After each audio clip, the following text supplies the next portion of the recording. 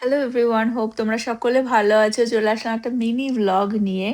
আহানের বার্থডেতে খুব মজা করলাম। বেচারা একটুখানি অ্যালার্জি ছিল ১ সপ্তাহ ধরে বার্থডের আগে থেকেই। কিন্তু বার্থডের পরের দিন থেকে এত অসুস্থ হয়ে গেল, ইভেন স্কুলে পাঠিয়েছিলাম ওকে ডোনাটস দিয়ে। ক্লাসে আরকি ওর বার্থডে সেলিব্রেট হয়েছে। সেখান থেকে এই ক্রাউনটা দিয়েছে, যেটা ও হাতে ধরে রেখেছে। 5 ইয়ার্স বলে লেখা। টিচার ওকে দিয়ে বানানো করিয়েছে। খুব মজা করেছে। কিন্তু বাড়িতে এসে এত শরীর খারাপ, নোজ ব্লিডিং হচ্ছিল, হাই ফিভার। তো ভাবছিলাম যে ডক্টরের কাছে নিয়ে যাবো কি যাবো না, কারণ এখানে ডক্টর তো কিছুই মেডিসিন দেয় না।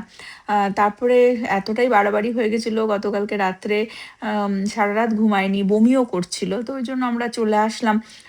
এই হসপিটালটা দেখাবো, এখানেই আহান হয়েছে। এই হসপিটালের পাশেই কুক চিলড্রেন বলে আর্জেন্ট কেয়ারটাতে আমরা চলে আসলাম।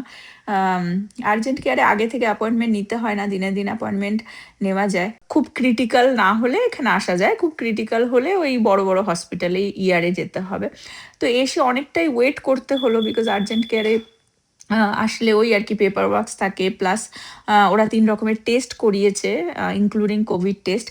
থ্যাঙ্কফুলি সবকিছু নেগেটিভ এসেছে। কিন্তু চিন্তার বিষয়, সবকিছু যখন নেগেটিভ এসেছে তাহলে হলোটা কি ছেলের? আর যেরকম বললাম, যেই চিন্তা নিয়ে এসেছিলাম সেটাই হলো। ডক্টর কিছুই মেডিসিন দিল না, বলল ওভার দ্য কাউন্টারে মর্টিন বা টালনল দিয়ে আরকি চালাতে। তাই যেই টেনশন নিয়ে এসেছিলাম আর্জেন্ট কেয়ারে যে সমস্যার সমাধান হবে, সেই টেনশন নিয়েই বাড়ি যাচ্ছি।